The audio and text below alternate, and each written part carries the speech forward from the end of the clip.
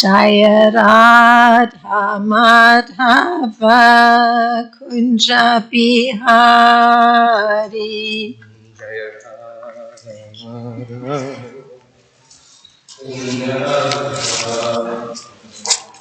Gopi Jana Vallabha Girivaradari.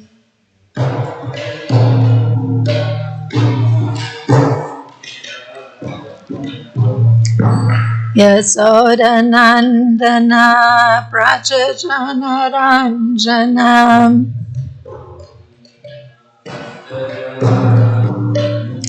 Yamunatira Vanachari.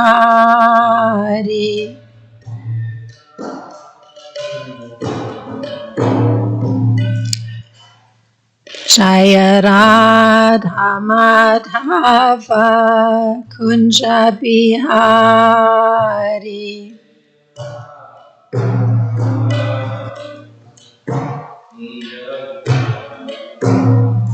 Gopi Jana Vallabha Girivaradari.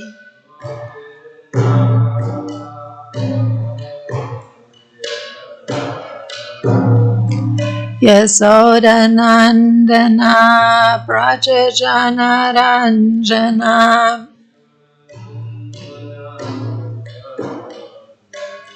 Yamunatira Vanachari.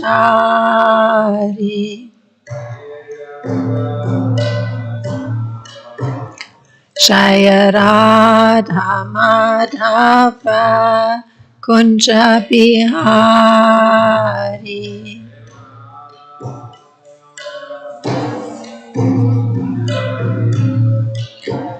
Gopi Jana Vallabha Girivaradari.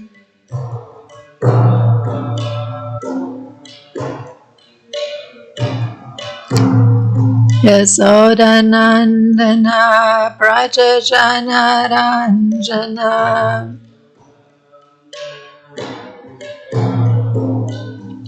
Yamunatira Vanachari.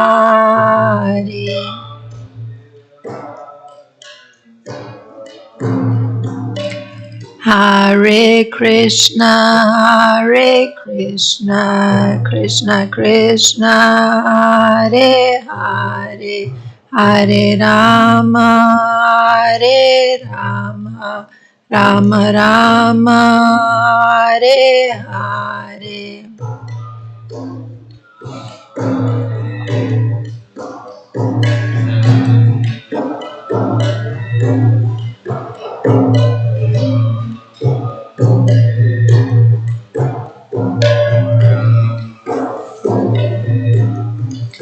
Hare Krishna, Krishna Krishna, Hare Hare, Hare Rama, Rama Rama, Hare Hare.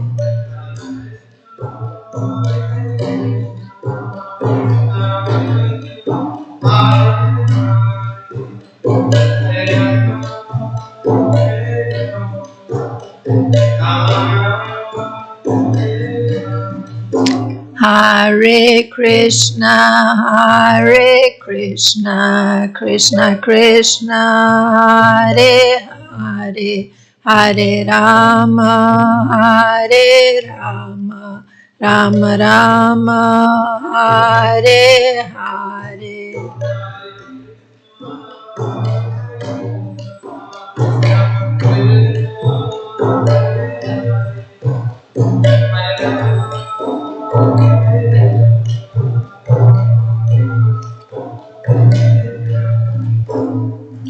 Kishore Kishori ki jai, Jagannath Baladev Subhadra Marani ki jai, Gonitai ki jai, Srila Prabhupada ki jai.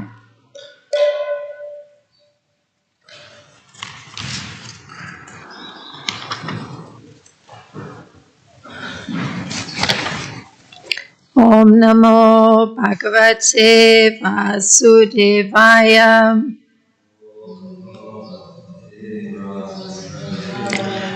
Om Namo Bhagavate Vasudevaya.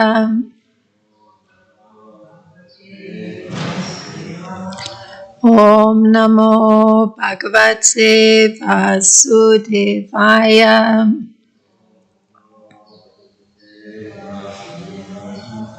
Good morning. Um, we're reading from Canto 10, chapter 87, and the text today is 36.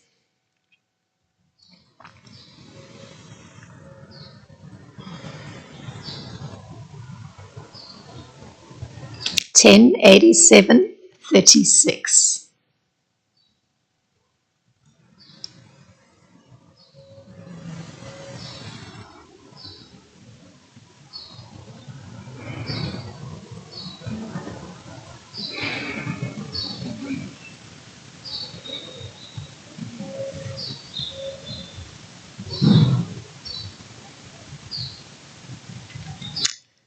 So I'll begin the chanting.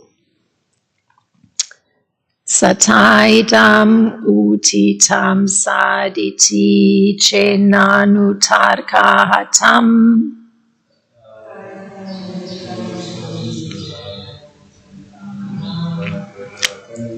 Sataidam utitam saditi chenanutarkahatam.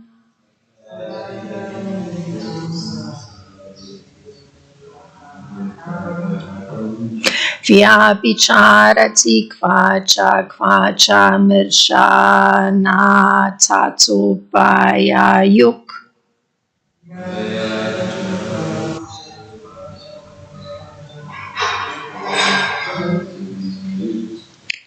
Vyavahirtaye vikalpa isito nidha paramparaya.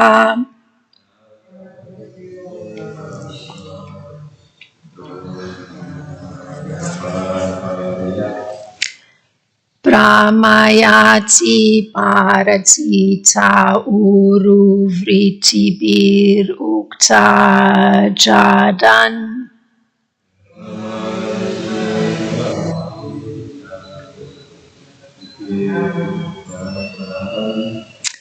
Sataidam uitam saditi chenanutarkahatam.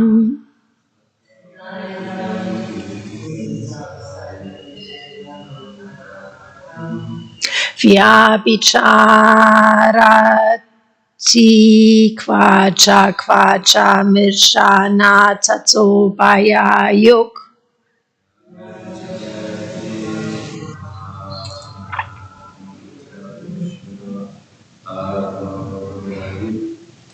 Vyavahirtaye vikalpa isito nidha paramparaya.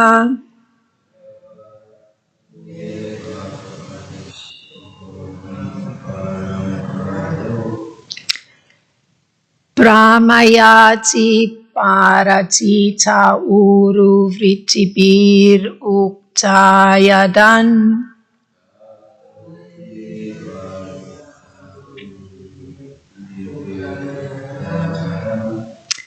Sataidam utitam saditi chenanutarkahatam.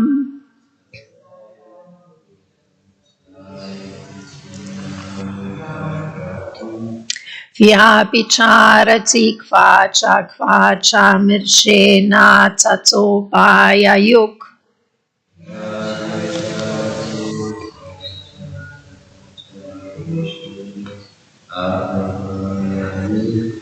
Vyavahirtaye vikalpa ishito nidha paramparaya.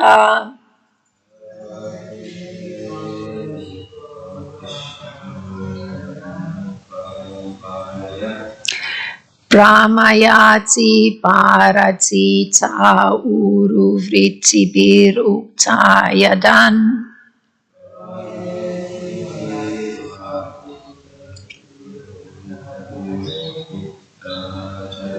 Please chant.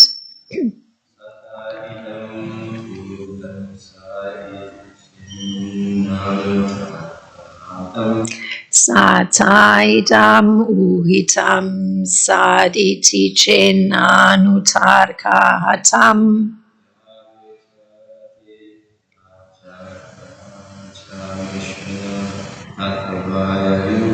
Vyabicharati kvacha mirchena tato bayayuk.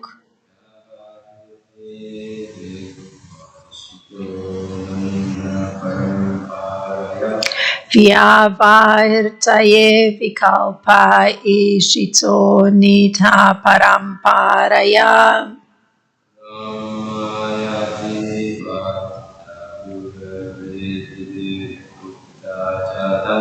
Brahmayati parati na uruvriti biruktaya dan.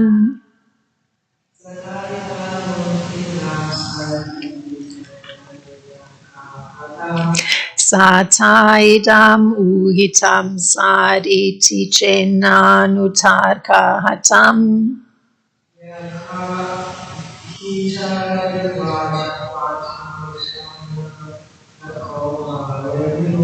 Vyabicharati kvacha mirshena tato bayayuk.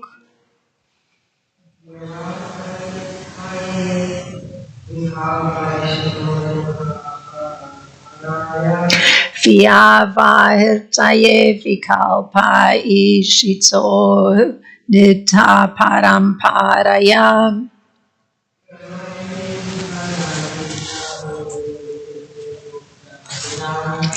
Brahmayati bharati ta uruvrittibir uktayadan. Thank you very much for chanting.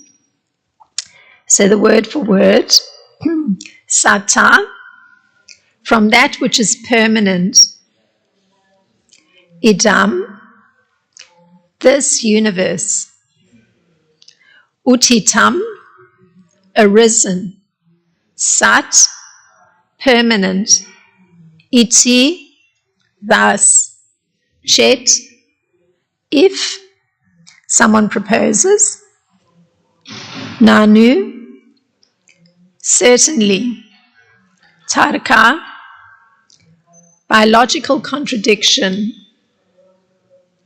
hatam, refuted, vyabicharati, it is inconsistent, kvacha, in some cases, kvacha, in other cases, misha, illusion, na, not, tata, so, upaya, of both, the real and illusion, yuk, the conjunction, vyavahirtaya, for the sake of ordinary affairs, vikalpa, an imaginary situation, ishita, desired, andha, of blind men, paramparaya, by succession, brahmayati, bewilder, bharati, the words of wisdom, te, your, uru, numerous, vritibi, with their semantic functions, ukta, by ritual utterances, jadan, dulled. And the translation, and this is the disciples of Srila Prabhupada doing both the translation and the purport, although the purport is drawn extensively from Srila Vishwanath Chakravarti Thakur to the translation.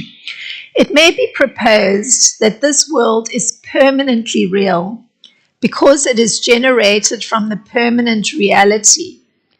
But such an argument is subject to logical refutation. Sometimes, indeed, the apparent non-difference of a cause and its effect fails to prove true, and at other times the product of something real is illusory. Furthermore, this world cannot be permanently real, for it partakes of the natures of not only the absolute reality, but also the illusion disguising that reality.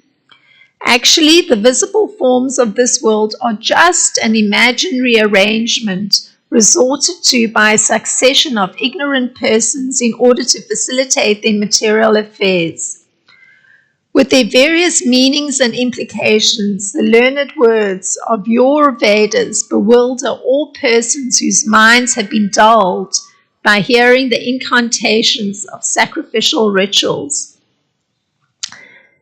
So that was quite a big mouthful, but it'll get explained. Purport. It's again disciples of Srila Prabhupada. According to Srila Vishwanath Chakravarti Thakur, the Upanishads teach that this created world is real but temporary. This is the understanding that devotees of Lord Vishnu adhere to. But there are also materialistic philosophers like the proponents of Jaimini, Rishi's Karma Mimamsa, who claim that this world is the only reality and exists eternally. For Jaimini, the cycle of karmic action and reaction is perpetual, with no possibility of liberation into a different transcendental realm. This viewpoint, however, is shown to be fallacious by a careful examination of the Upanishadic mantras, which contain many descriptions of a higher spiritual existence. For example, Sad eva somyadam agra asid ekam evad vittiyam. My dear boy, the absolute truth alone existed prior to this creation, one without a second. That's from the Chandogya Upanishad 621. Also, Vijnanam Ahandam Brahma. The supreme reality is divine knowledge and bliss. That's from the Brihad Aranyaka Upanishad 3934. In this prayer of the personified Vedas, the materialistic argument is summed up in the words Sata Dam Uhitam Sat. And the translation for that is, the visible world is permanently real because it is generated from the permanent reality. In general, this argument goes, that which is produced from a certain thing is composed of that thing. For example, earrings and other ornaments made from gold share gold substance. Thus, the Mimamsa logicians conclude, since the world as we know it is the manifestation of an eternal reality, it is also eternally real. But the Sanskrit ablative expression, sata, and in quotes, from the eternal reality, close quote, implies a definite separation of cause and effect. Therefore, what is created from sat, the permanent reality, must be significantly different from it. In other words, temporary. In this way, the argument of the materialist is flawed because it proves just the opposite of what is intended to prove. And that is termed tarka hatam. Namely, that the world as we know it is all that exists, that it is eternal, and that there is no separate transcendental reality. In defense, the Mimamsakas may claim that they are not trying to prove non-difference per se, but rather trying to disprove the possibility of difference. Or in other words, the possibility of any reality separate from the known world. This attempt to support the Mimamsa argument is easily refuted by the phrase vyabhicharati kvacha, that is to say, there are counterexamples that deviate from the general rule. Sometimes, indeed, the source is very different from what it produces, as in the case of a man and his young son, or of a hammer and the destruction of a clay pot. But the Mimamsakas reply, the creation of the universe is not the same kind of causation as the counterexamples. The father and the hammer are only efficient causes, whereas the Sat is also this universe's ingredient cause. This reply is anticipated by the words Kvachan Mirsha, which translates into, and sometimes the effect is illusory, close quote. In the case of the false perception of a snake, where there's a rope on the ground, the rope is the snake's illusion's ingredient cause, differing in many respects from the imagined snake, most obviously in its being real. The Mimamsakas once more rejoin, but the ingredient cause of the illusory snake is not just the rope by itself, it is the rope plus the observer's ignorance, avidya. Since avidya is not a substance, the snake it produces is called an illusion. Yet the same is true, the personified Vedas reply, in the case of the universe's creation from Sat, in conjunction with ignorance. Tato Maya Yuk. Here, the unreal element of illusion, Maya, is the living being's misconception that their own bodies and other changing material forms are permanent. But, rejoin the Mimamsakas, our experience of this world is valid because the things we experience are useful for practical activity. If our experience were not valid, we would never be sure that our perceptions corresponded to the facts. We would be like a man who, despite exhaustive examination, would still have to suspect that a rope might be a snake. No, the Shrutis here answer, the temporary configurations of matter are nonetheless an illusory imitation of the eternal spiritual reality, cleverly concocted to fulfill the conditioned living entity's desire for material activity, and that is via Vahirtaya Vikalpa Ishita. The illusion of this world's permanence is sustained by a succession of blind men who learn the materialistic idea from their predecessors and pass on this illusion to their descendants. Anyone can see that an illusion often continues by the momentum of lingering mental impressions, even when its basis is no longer present. Thus, throughout history, blind philosophers have misled other blind men by convincing them of the absurd idea that they can teach perfection by engaging in mundane rituals. Foolish people may be willing to exchange counterfeit coins among one another, but a wise man knows that such money is useless for the practical business of buying food, medicine, and other necessities. And if given in charity, counterfeit money will earn no pious credit.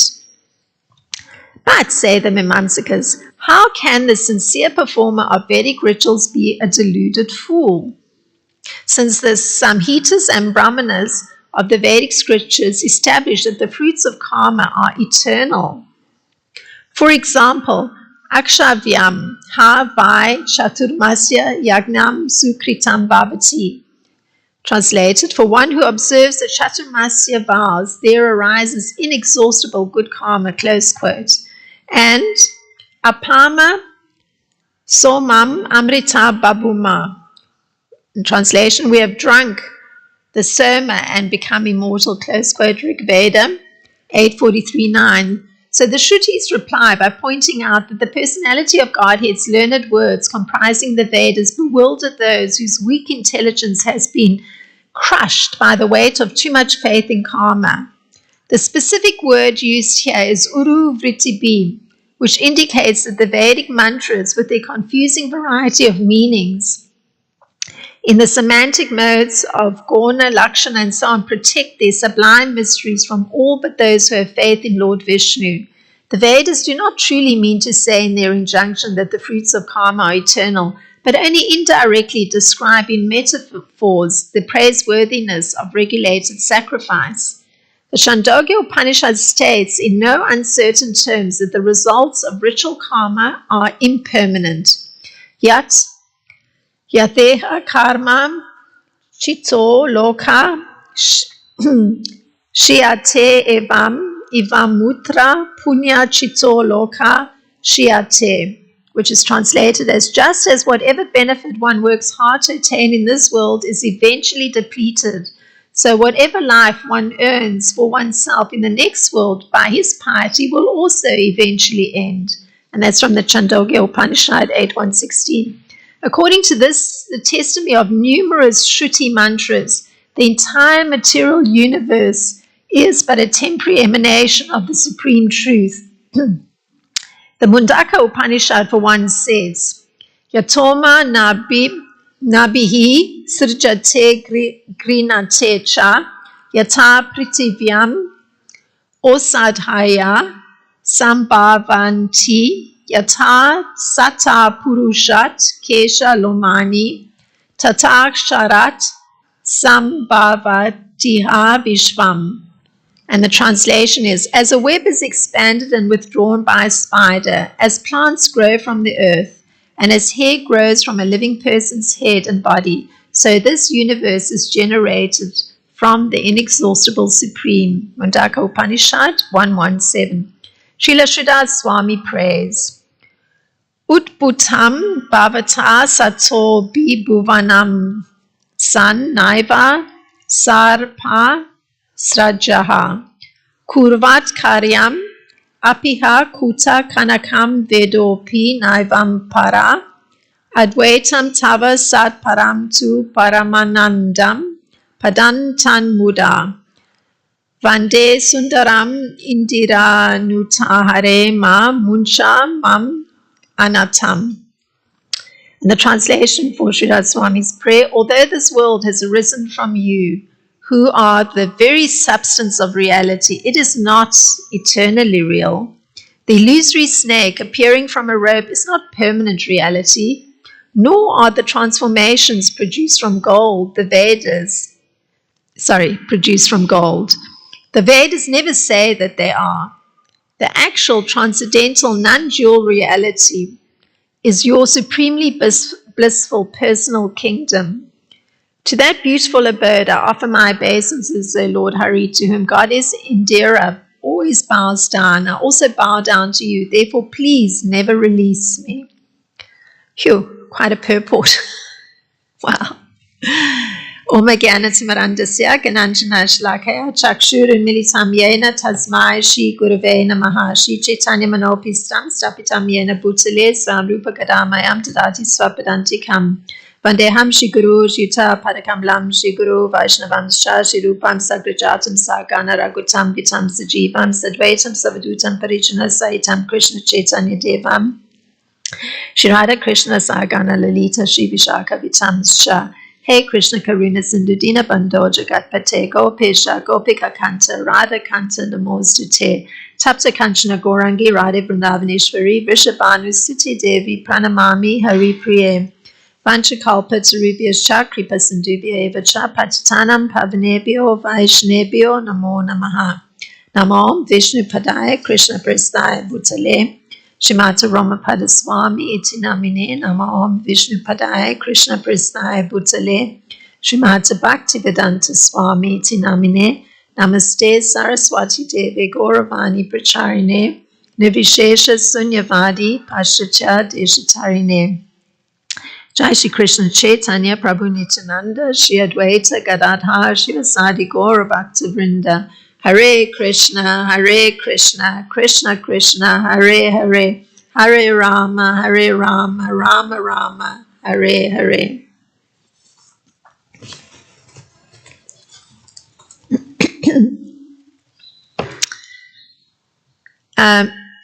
So, I should read the verse again so that it just refreshes our memory for what we're looking at this morning. So here is the verse. It may be proposed, so this is a personified Veda, one of the Shrutis talking. It may be proposed that this world is permanently real because it is generated from the permanent reality. But such an argument is subject to logical refutation. Sometimes, indeed, the apparent non-difference of a cause and its effect fails to prove true, and at other times the product of something real is illusory. Furthermore, this world cannot be permanently real, for it partakes of the natures of not only the absolute reality, but also the illusion disguising that reality. Actually, the visible forms of this world are just an imaginary arrangement resorted to by a succession of ignorant persons in order to facilitate their material affairs. With their various meanings and implications, the learned words of your Vedas bewilder all persons whose minds have been dulled by hearing the incantations of sacrificial rituals. Now, there's a particular verse that states the opinion of the Vaishnavas. So we're going to begin with that, so it actually puts us in the right space. And it's proclaimed by the Shrutis. So this is what they say. And this was quoted coming from the Mundaka Upanishad. As a web is expanded and withdrawn by a spider, as plants grow from the earth, and as hair grows from a living person's head and body, so this universe is generated from the inexhaustible Supreme. So there has to be something living and continuously present to allow for this kind of growth. So, we have one of our audience members who's very much concerned with plants. So the plants are growing from the earth. So it's sustaining, it's nourishing, it's allowing for the growth. Or our hair, if we don't go to the barber or the hairdresser, it'll grow and grow and grow because there's a body that's living and the cells are actually manufacturing that particular keratin or whatever that's allowing for the hair to grow.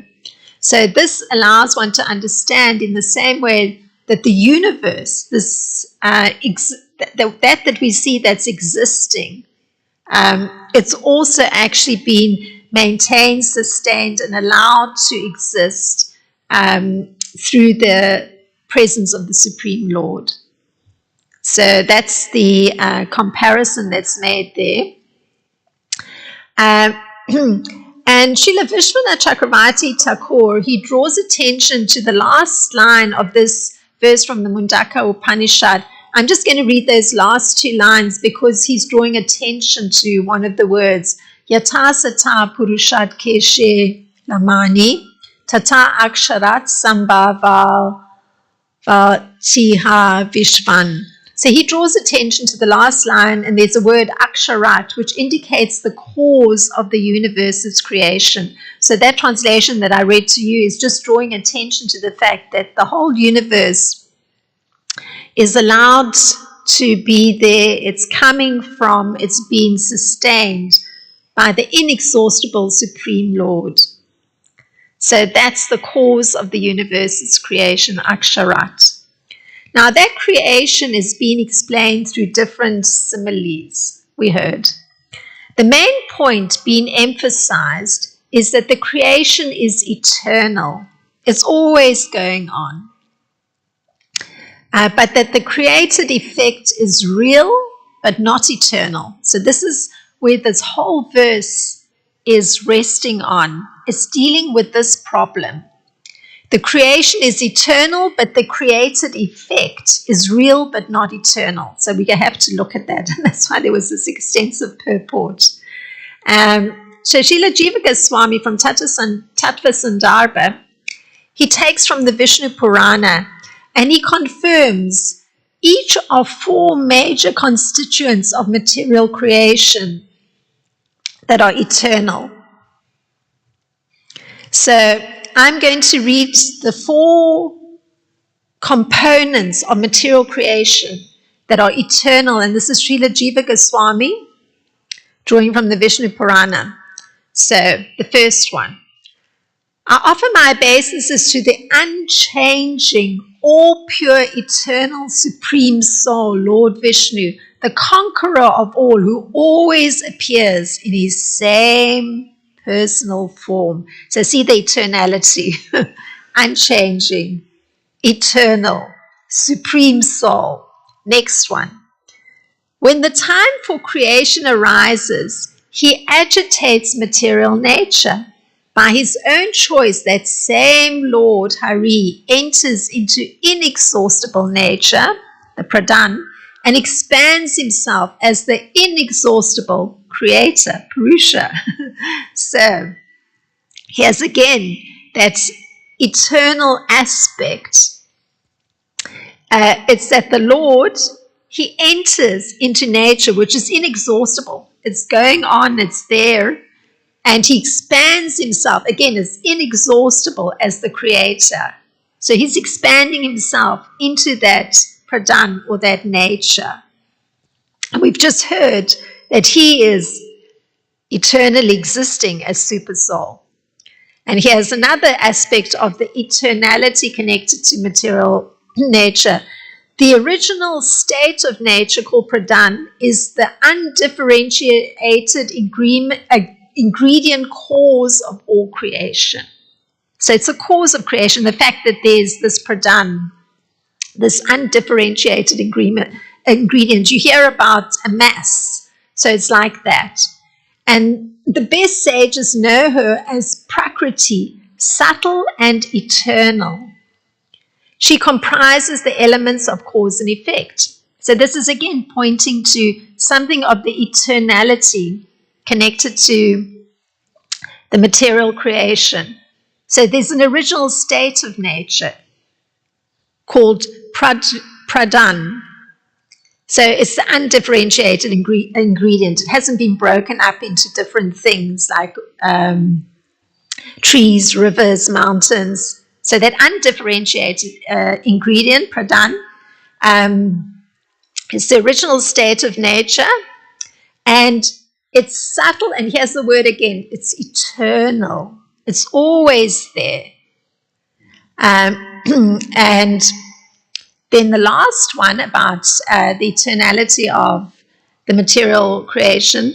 Although time has no beginning and no end, O learned Brahmana, thus creation, maintenance, and annihilation continue forever without interruption. So notice again, it's the Lord who's entering as the super soul into material nature.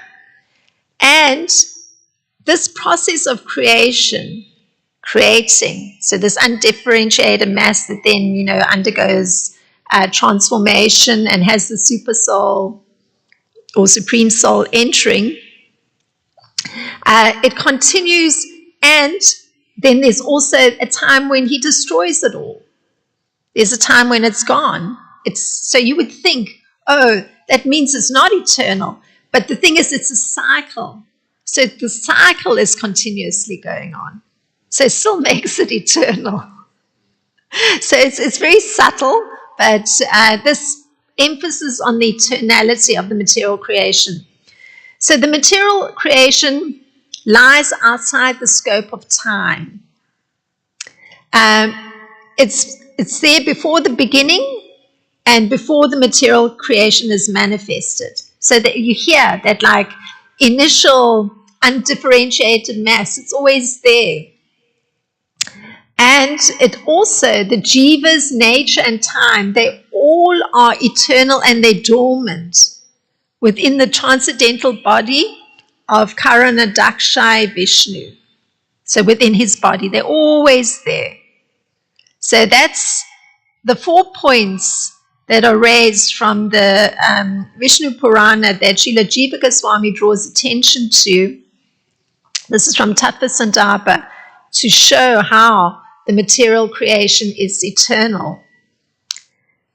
Now, this is the ideas that the Shrutis present. So we've just read something that they're saying, and they're saying it may be proposed that the world is permanently real. So they're moving into another aspect. We were looking at the eternality of material nature, but here they're bringing up the idea it may be proposed, so there's a proposal, that the world is permanently real. So real becomes the issue, because it is generated from the permanent reality. So we've heard it's always in the body of Karana Vishnu. There's always the cycle going on. that undifferentiated mass, it actually has the Lord enter as the supreme soul, was the super soul. So now you could say that, okay, it's coming from the eternally existent Lord, who's definitely has a permanent reality. I mean, he's permanently real. So then you could say that what's generated from him must be also permanently real. So this is what the Shrutis are looking at. Is that the case? Is what comes from him also permanently real? But they say such an argument is subject to logical refutation. So they are going to refute that argument. So let's look at how they do it. A question can be raised. And this is how Western philosophers look at things. Must ideas work to be true? If you have an idea, must the idea work for it to be true? This is what how Western philosophers try to prove something or examine something. So we'll do the same. So the pragmatists will argue that ideas are true or false depending upon their consequences. What happens? What's the consequence of that idea? If you have a certain idea, then what happens will tell you whether it's true or false. You'll be able to find out. And then to have a theory of knowledge, like a whole theory of knowledge, there is the use of logic in dealing with ethical issues. So that's natural. You want to see that this is like this because, and you have to be able to argue it out. So there appears to be an ethical issue because Srila Vishwanath explains that the Shrutis adhere to one philosophy. The philosophy the Shrutis are putting forth is that the universe is a real manifestation of Brahman. So they say this whole universe, it's a manifestation of spirit or Brahman, and it's real. This is the Shrutis are saying. And they speak in agreement, because remember we've heard that the Shrutis, whatever one Shruti says, is to support something that a previous Shruti has said. They're always working in a united kind of way. It's speaking in agreement with the Shruti who adheres to the idea that the philosophy that the universe is unreal. So how does this work? There's one Shruti that's saying that the universe is a real manifestation of Brahman coming from the spiritual being. So it's a real manifestation from that spiritual being. And then there's another Shruti who holds on to this philosophy that the universe is unreal. So how do you reconcile it? There seems to be a bit of an ethical issue because they're supposed to be supporting each other. So how does this work? It sounds very contradictory. So by logical syllogism, one can say, so this is you make a statement and another statement, and then it allows you to conclude something. So here's a statement. Anything generated from the permanent reality must be permanently real. That's a statement. Anything coming from the permanent reality must be permanently real. Anything coming from that permanent reality. Next statement you can make is the Lord expands himself, because we heard that. The Lord expands himself and enters into inexhaustible nature as the inexhaustible creator. We heard that.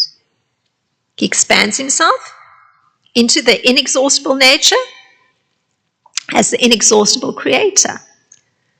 So, therefore, there's two statements. So based on those two statements, one can say, therefore, inexhaustible nature is permanently real. He's real. He's entering into inexhaustible nature. And so therefore, inexhaustible nature has to be permanently real. That would be one sort of, it's called hypothetical syllogism. You're making certain statements and then you can conclude. Now, this idea has to be tested, because remember, that's how you find out if something is true. You're going to test it. So this idea has to be tested against Lord Krishna's explanation to see how it works and if it works perfectly. So this is how he explains how you can know something. Krishna says, I shall now explain the knowable. knowing which you will taste the eternal Brahman. So there's a way that you can actually even taste the eternal spirit. And it becomes noble. This is how he says, the spirit is beginningless and subordinate to me. It lies beyond the cause and effect of this material world. Oh, that's how you know. It's beyond the cause and effect of this material world. That's Bhagavad Gita 13:13. So we're testing the idea that what comes is permanently real. So the same verse is put this way by Srila Bhaktivinoda Thakur, which draws attention to the super soul of all living entities. He says, just as the rays of the sun emanate from the sun, Brahman is my bodily effulgence and has therefore emanated from me. I have entered the world as a super soul. And in brackets, everywhere are his hands and legs, eyes, heads, faces, and ears. In this way, the all-pervading super soul exists. So, all right, that's in agreement with what we've understood. Now, having understood that it's super soul who has entered the world, and that spirit of Brahman lies beyond the cause and effect of the material world. So notice here, so not to lose anybody, the super soul has entered into the material world. And that spirit of Brahman, because it's spirit that's entered, lies beyond the cause and effect of this material world. Because anything that happens in this material world is just cause and effect in the material world. One can say that, therefore, this material world is not permanent in its own right, because there's a separation between the cause and effect of the material world and the spirit of Brahman, spirit, which lies beyond the cause and effect of the material world. So therefore, you can say that the material world is not permanent in its own right. There's something beyond the cause and effects of the material world. And this is explained by Srila Jiva Goswami in Tattva Sandarbha. So, it is inert and beginningless, but can have an end. I'm going into now the cause and effect of this material world. So the cause and effect has to do with karma. You know, there's a cause and then there's effect. So an action and there's an effect from the action. So we're going to look at karma to understand this thing that in this material world there's always cause and effect. So this is what Srila Jiva Goswami says about the true nature of karma, the subtle law of cause and effect. And he says that that's what the Shrutis and Smritis are teaching throughout. So the Vedanta Sutra 2135 says, one cannot reconcile the Supreme Lord's apparent preferential treatment of some living entities by appealing to the law of karma. Because prior to the beginning of creation, nothing existed apart from him, not even karma. Thus, in the beginning, the jivas could not each have had separate individual karmas. So this is very interesting. There's this idea that in the material world, every living entity has got karma. So we're subject to that law of karma. There's some action that's performed and there's a reaction. So that means there's cause and effect. You cause something and there's an effect from that. So then Srila Jiva Goswami is trying to argue that actually there's this way you can look at karma, how it's actually not, how can one say it, that it's present in the material world, but it's not actually present at the time of the Supreme Lord at the beginning of creation. So this is how they put it. Nothing existed apart from the Supreme Lord before the creation, not even karma. So in the beginning, the jivas could not have had separate individual karmas. So there's something, it's to emphasize this point, the Supreme Lord, the Super Soul, the Spirit, the Brahman, is above just the cause and effect that happens in the material world. That's the law that's existing in the material world. So Srila Vishwanath looks at cause and effect, or the separation from cause and effect that is implied by speaking about from the eternal reality. When you say that something has come from the eternal reality, because that is what the Shrutis were saying, that effect that it's created must be significantly different from Sat, the permanent reality. Just by when you say something is from the eternal reality, means that there's a separation already. It's coming from. So there's some separation. And when you look at that separation, you could say that there actually is a significance difference from that permanent reality. Just because it's come from it, there can be a difference. And he says that the difference is that something coming from that permanent reality can also be temporary. Why not? It need not also be permanent. So by logic, and particularly we looked at several verses from the Vishnu Purana which said that this material creation was eternally existing. So there is permanence, but there's this very subtle point of reality. So by logic, having resolved the ethical issue of the two Shrutis agreeing, one can also note that the truthful idea that has emerged, because that's what we've been trying to test it out, is that a materialistic view is disproved, that the world as we know it is all that exists, that it's eternal and that there's no transcendent reality. You have to disprove that. It's just not the case. Just by virtue of the fact that we've understood that the super soul is entering into, and the super soul is eternally existing, and that material nature, the undifferentiated form, is eternally existing. The cycle of creation, maintenance, and destruction is eternally existing. So you can say it's eternal. And because of that, materialists who argue that this is all that exists and there's no transcendent reality, they don't have any ground to stand on because of the fact that we're hearing that everything is coming from Kshirodakshai Vishnu. It's within his form that the material nature is there,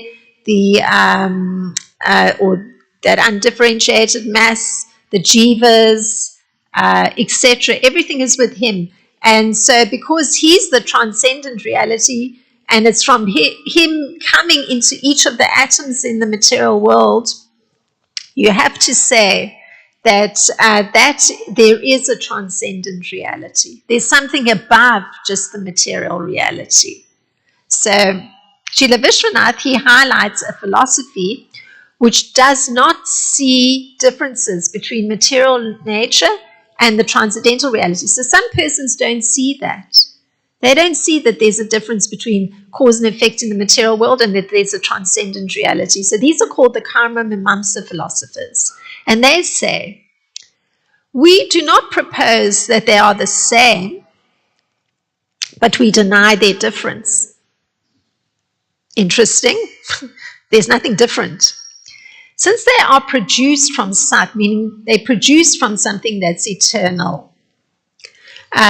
So they argue that you can compare it to like a golden earring. So I may be wearing a golden earring, so it was produced from gold, and that gold was mined from somewhere, but it created something else.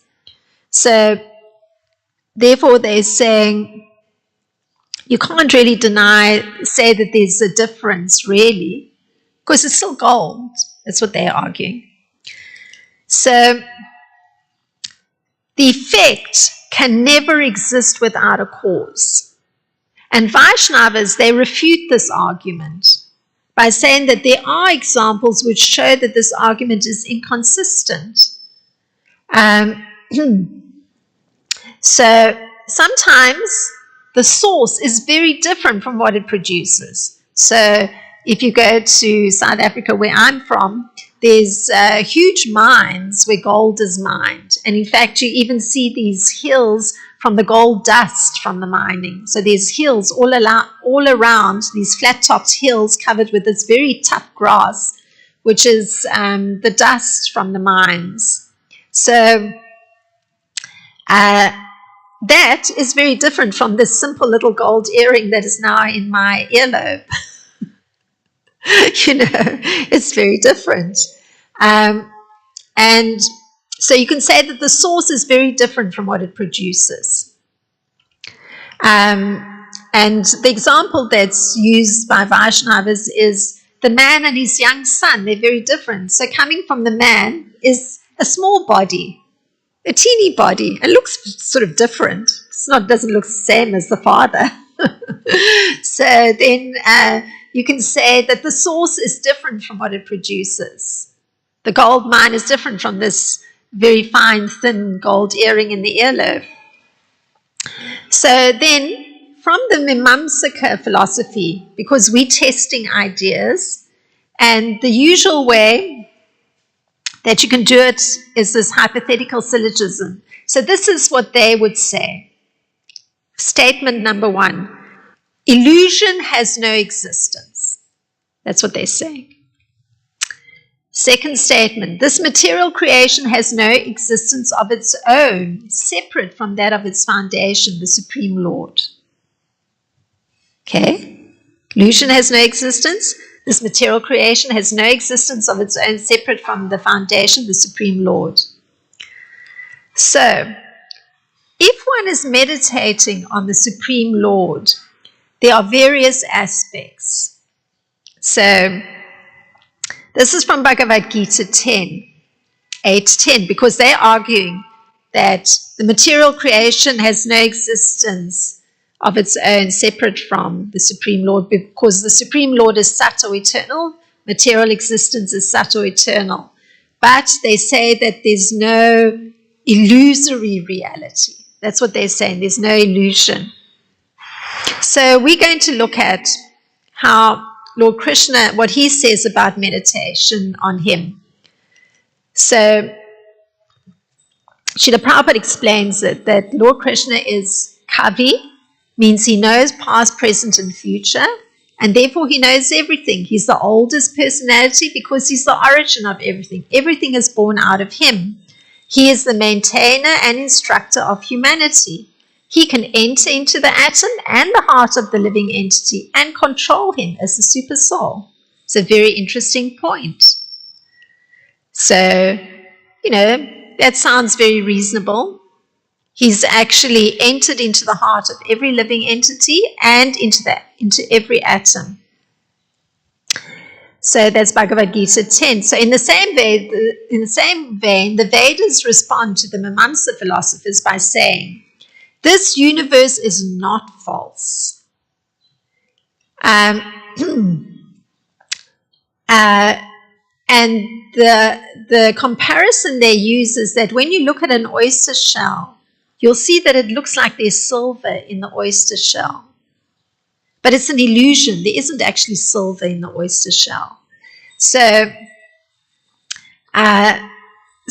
rather, this universe is real since the source and its expansion are both within it together. That's why it's real. Because the Lord and his expansion as super soul are both within the material world. And Srila Prabhupada puts it this way. He can enter into the atom and into the heart of the smallest and control him as the super soul. Although so small, he's still all-pervading and is maintaining everything. By him, all these planetary systems are sustained. So he pervades the material world, but is beyond the material world. So it's true, the material nature can be eternally existent, but there's also this problem that there's cause and effect and the law of karma going on in the material world. And the Lord although he's present in the material world, in the heart of every living being and in the atom, it doesn't mean that actually now that material world is permanently real. The unreality part is the fact that there's an illusory aspect, this idea of separateness from the Supreme Lord. So the Shrutis thus say, as per Srila Vishwanath, both the Lord and the world are real, tat satyam, but the existence of the cause is eternal. He's the cause, he's eternal, the Supreme Lord is eternal, and the existence of this world, or the effect, the material world, is temporary, as perceived empirically. So we perceive it as being temporary. And furthermore, the world cannot be permanently real, for it partakes of the nature of not only the absolute reality, so it has supersoul within each atom, but also the illusion that disguises that reality. So there's an illusory aspect that is hiding the presence of the Supreme Lord in this material world. So the idea or assertion can be explored for its truth. So again, we're trying to explore it to see if it's true. So now there's an effect of a created product. So, for example, something is created in this material world, for example, a pot. Like right now, there's a tariff on stainless steel, so pots are very expensive or will be very expensive. But let's say a pot is created somewhere and it comes here and it's imported. So that pot will allow for some very ordinary activity. But if we didn't have that object, we couldn't actually perform the cooking. Rather, we just have to mentally imagine we were cooking. So, an ordinary activity, such as carrying water in a pot, could not be performed with imaginary pots. You couldn't actually do that ordinary activity. So, the world is real in that it manifests meaningful activity. It allows for actual meaningful activity. You can use a pot and carry your water to the stove. So what's in the world is real. The objects are real because it allows you to perform an activity that is meaningful. You can carry your water in the pot. You can put it on the stove. You can turn the flame on under the stove. You can add vegetables to that water or grains to that water. So they're all real. The items in this world are real because it's allowing for meaningful activity. So the material world is real, but not eternal due to its being subject to destruction. So there's that, it's all to do with how we are experiencing it. For us, we will experience the destruction of the world.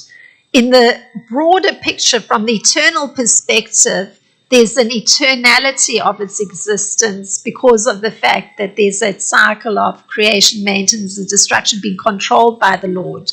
But from the perceptual reality, it's a little different. We're going to experience destruction. And the last idea examined by the Shrutis is they're considering the idea of the Karma Mimamsas, where they say that the words of the Vedas bewilder persons. So this is what the Shrutis say, that some words of the Vedas, they bewilder some philosophers.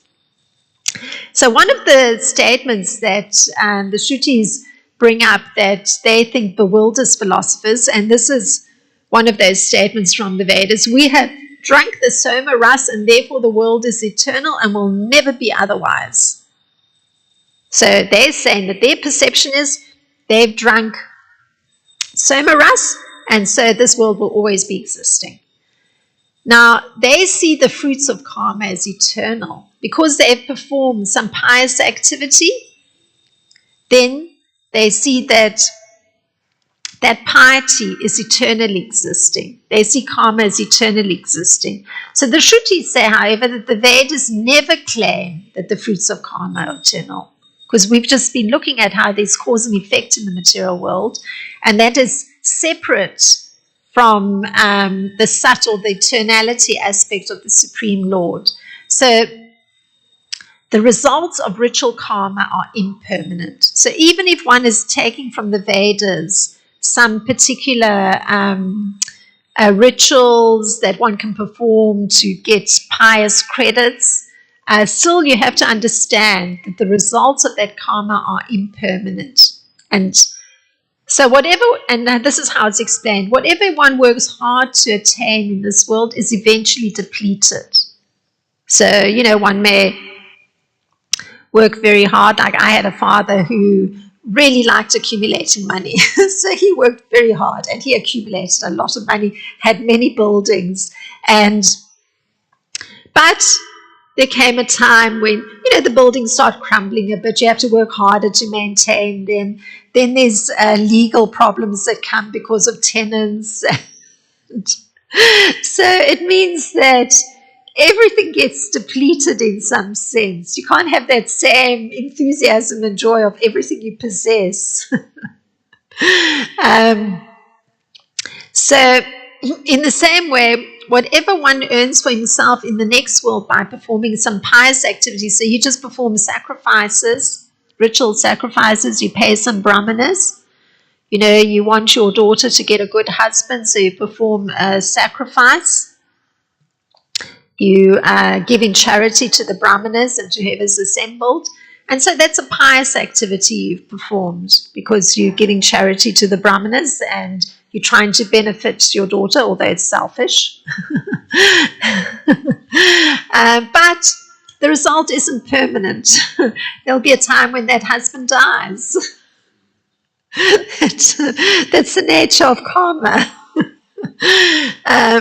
So the idea or assertion of the ritual-minded karma Mimamsa philosophers is an idea that does not work, and therefore it's not true. You can't say that the fruits of karma are eternally existent. It's not true because of this law of cause and effect, and so there's a time when it changes. The effect was from one cause, but there'll come a time will change because things are temporary in this world. So an assertion that's a contrast, and because we're standing from the Shruti's point of view, so here's an assertion that you could say is true. And this is from Bhagavad Gita 5.12, Krishna speaking, the yogi who abandons attachment acts with body, mind, intelligence, and even with the senses only for the purpose of purification. So that's it now. That statement has truth to it, because when one acts in Krishna consciousness for the satisfaction of the senses of Krishna, then any action, whether of the body, the mind, the intelligence, or even the senses, it's purified of material contamination. So there's a difference. Now that's a statement that, has truth to it. Because you take away the cause and effect component. You're existing on a spiritual plane, that plane that's above material cause and effect. And that's been the whole problem that's been here with these, that the Shrutis are looking at, that there's whole schools of philosophy that they are arguing that this material reality is permanently real. So it's not real in the sense of that anything that's coming from some cause in this material world, say the work that's producing the buildings, the wealth, it's actually going to have an effect of having the buildings and the wealth, but it'll be for a temporary time period. It's not permanent. But on the other hand, if one is acting without attachment, just thinking to please Lord Krishna, so it's not for the way one's attached to something, getting wealth or buildings, then the work that one is doing, it actually has a different purpose. It purifies one. It brings one to an understanding of that existence of that illusory aspect in the material world, which is so hard to understand.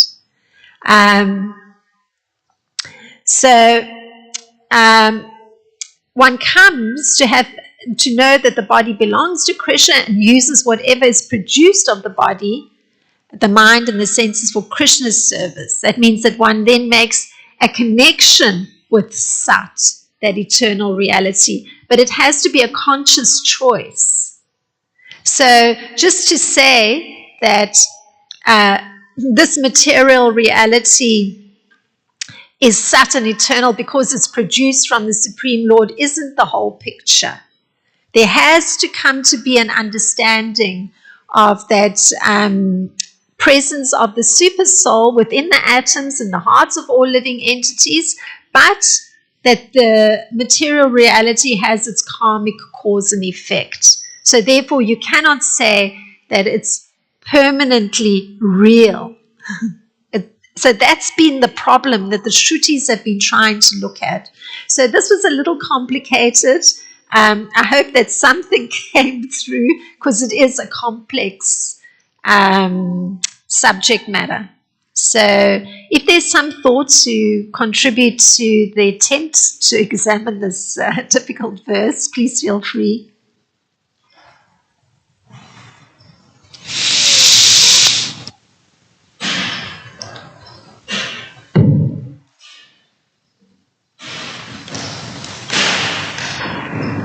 Oh, and I went quite late because it was such a difficult and long purport. I remember coming across this conversation a few times, and recently also. And the thing that really helps me to make it simple is I just stick with what Prabhupada said to me. And this is the translation of Srimad Bhagavatam 111, where he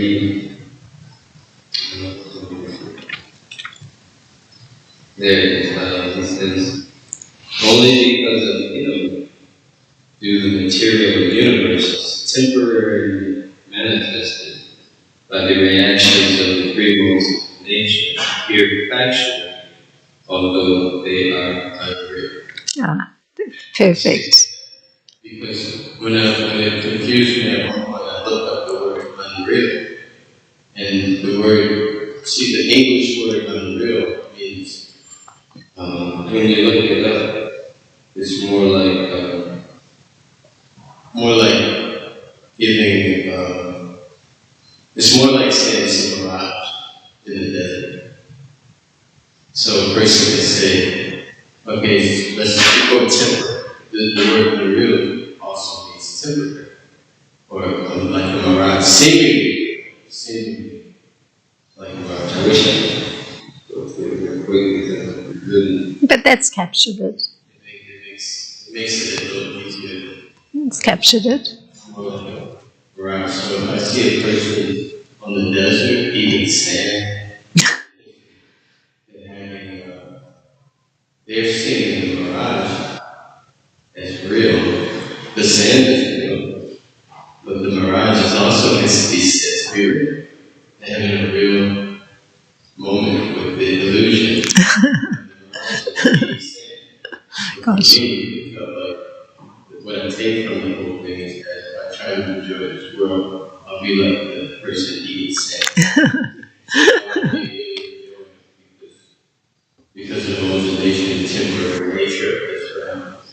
So that's what I get from it. And then also I was thinking about when the talks between Krishna and Rukmini, when they were having the talks and he was teasing her